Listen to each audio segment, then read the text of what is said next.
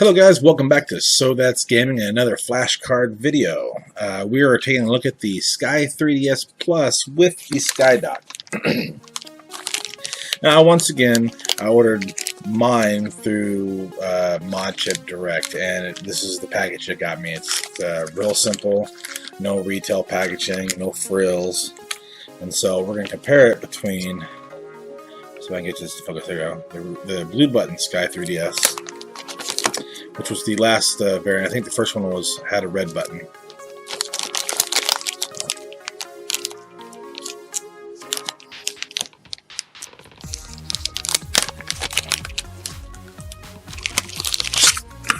Okay, so right out of the package, there's the come on, there you go. There's the Sky3DS Plus flash card with the two orange buttons, spot for the SD card, and a micro USB port for firmware updating. So there's this right there.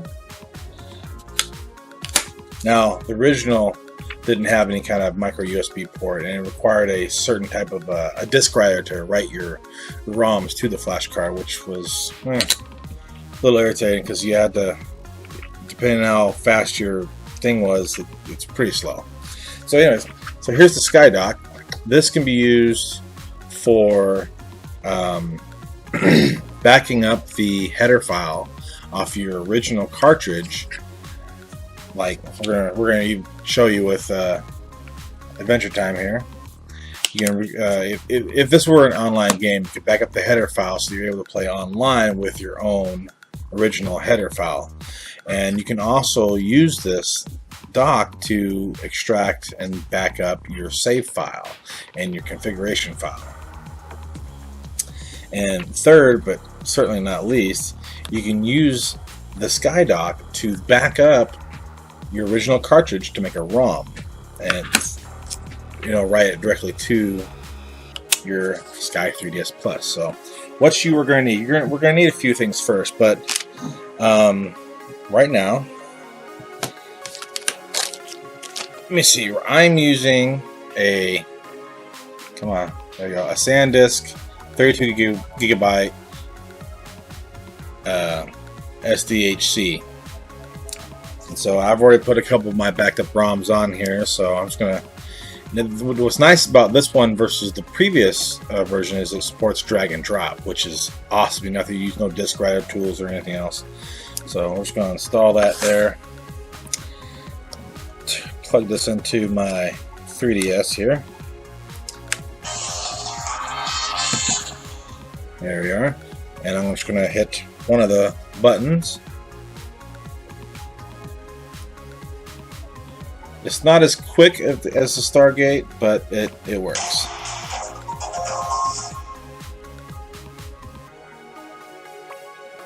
And so I only got 3 on here. So there's 2. Now we're going to go back to Spy Hunter, and then okay.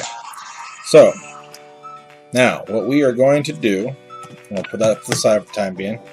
We're going to take our SD card out and use any kind of USB SD card reader that you have that works, and we're going to have to go to the computer and get a required file in order to get this thing working fully. So now let's go on over, go away. Let's see. Alright, so we have to go to Sky3DS Plus.net. That's their, it was Sky3DS.com, but they changed it. So here's the new website. Sorry for the way it's displayed. So this is the home site, and you can also see a visual tutorial on how to do this from their website. But I've heard people, they miss a step or get confused, so that's why I like to do it like this, face to face. We're doing everything live, step by step. So first thing we have to do is go to download, and in order to use the SkyDock, we need to get the latest 1.4 firmware for our Sky3DS Plus. Alright, so we're going to go ahead and download this. And it's going to take you over to File Trip. It takes a second, the link will show up. There it is, download file. And we're gonna I just made this folder. Make a folder anywhere you want. It's going to be a compressed file. So here's this right here. And I'm just going to go and extract it to another folder, just whatever. And here, this file here, the firmware bin, I'm going to copy this, and I'm going to copy it directly to the root of my flash drive. Paste. That's it. After that, do your safe remove thing, and here's what we're going to do next. Alright, so we're going to take, now it needs to be in the root in order for this to work. So the first thing we're going to do is install this SD card here. I'm going to get a longer cable, that one's pretty short.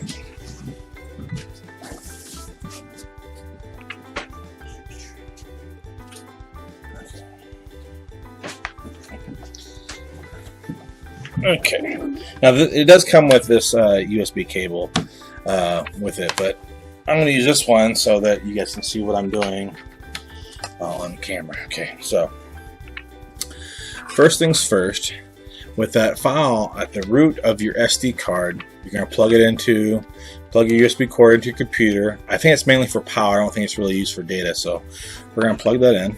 So give this thing to focus. Focus. You know you want to focus. Come on, don't be shy. There. Alright, so I'm just going to plug this in. Hopefully you'll be able to see this. And first you're going to see this light's going to turn red. There we go. And it's going to stay red for just a few moments while it's updating the card's firmware. And so I'm not going to pause this video. I'm going to just leave it running so that way you can see how long it takes to do everything in real time. Don't unplug the cable or push into the buttons or do anything until that light goes out. What's neat about there's another feature that this thing has. With it being plugged in, it'll turn this into a USB device, and so you'll be able to access files this way, but it's really slow. Alright, there you go, it's flashing green. Now it's done. That sound you hear is it mounting it as a USB drive. So now that that's done, I'm going to go ahead and open that back up. And I'll go over here. Show up. There we go. Alright. So we are going to go back. See, here it is. Drive F. There it is. So now that the firmware is done, we're going to go ahead and we're going to delete the firmware bin file, because we no longer need it and we don't want it to try to update itself again. Alright, so that's done.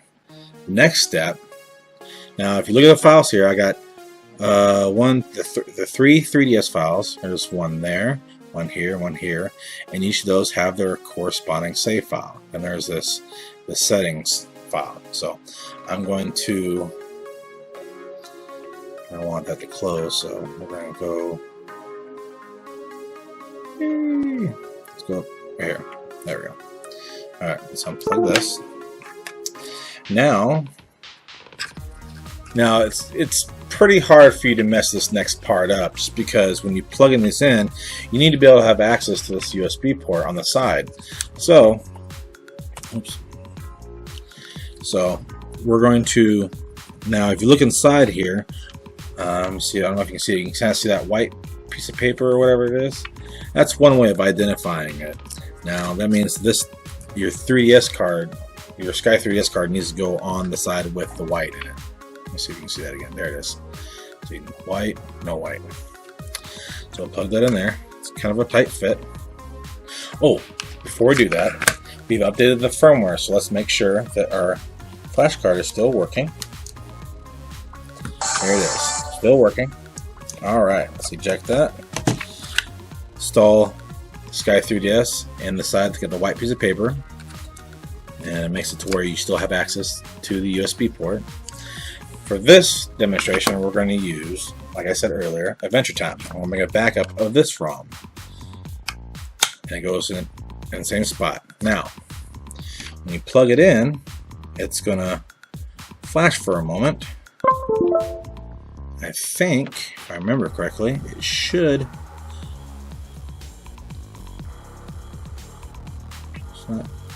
Alright, tap the button once. Nothing. There's this button. Nothing.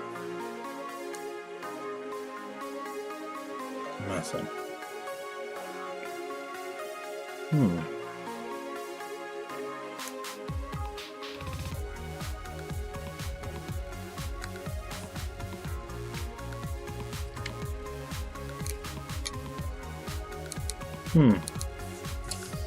Guess I won't be publishing this video either. What the crap?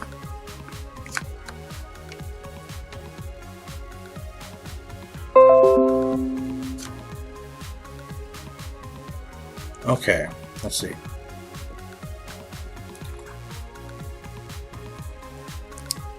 Alright, there we go. I can see it flashed.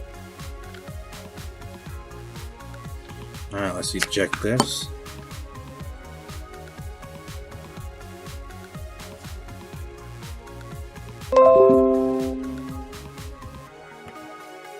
Alright, there we go. Okay.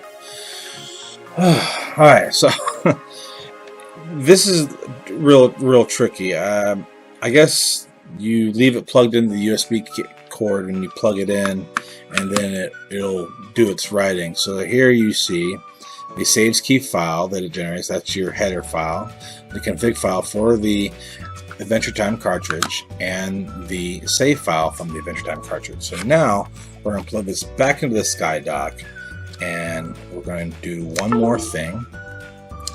We're going to hold one of the buttons. Maybe got to be holding one of the buttons when I plug it in. Now I'm learning just like you guys. Alright. Okay. Alright. There. Okay. So what I have found, there it is, flashing. What I have found, I believe I did this correctly. Apparently, it doesn't like you to hit the buttons while it's plugged in, or while it's already in the dock. In order for the functions to work, USB cable needs to be plugged in, and then holding one of the buttons, you insert it and you let go, and it'll write your config file and everything else. Now if you continue to hold it until it starts flashing red, that's when it starts dumping the game. So as soon as this is done in real time, we're going to make sure this is working. See, the other videos I've seen and things I've read show that while it's plugged in, you just hold the button and it starts working. Obviously, you saw that what just was not the case. And you see it's an RGB LED, so it'll slowly turn green the closer it gets to 100%. Looks like it's almost done here.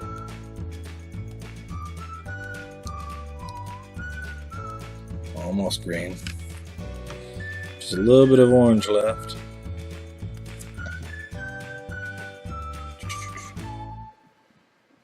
Yeah, it's hard to see.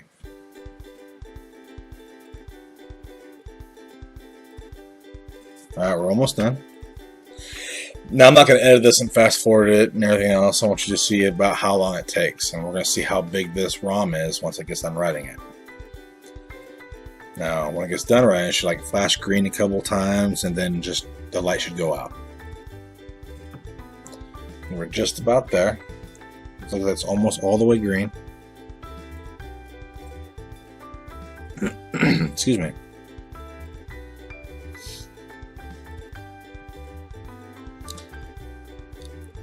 And obviously, oh, there it went out. The larger the game, the longer it's going to take. So I just removed it from the SkyDock. It's now re-accessing it, and it should pop up as a drive here in just a moment. There it goes. All right. We're going to go over here and show you this. There we are. All right, folder. All right. So let's go back over here. Where did it go? There it is. There it is. That's the 3DS file that it created. Now, I will later on rename it, but for the time being, let's go and unplug this. And we are going to test it out. So, let's unplug that. Get our 3DS. Hopefully, if everything worked according to plan. That's bright, isn't it? Hopefully, we'll be able to see all of our games on here. Alright, so there's Sonic, so we already knew that one was on here. Now this one, there's two buttons. It's kind of a rocker switch. You can scroll up or down your list of ROMs. That way you don't have just one button like the blue button, and you go through your entire list of ROMs. So, alright, let's go ahead and use this button here. Takes a second for it to unload. And there's Adventure Time. That's our dump we just made, so that means we should have a total of 4 ROMs on here altogether.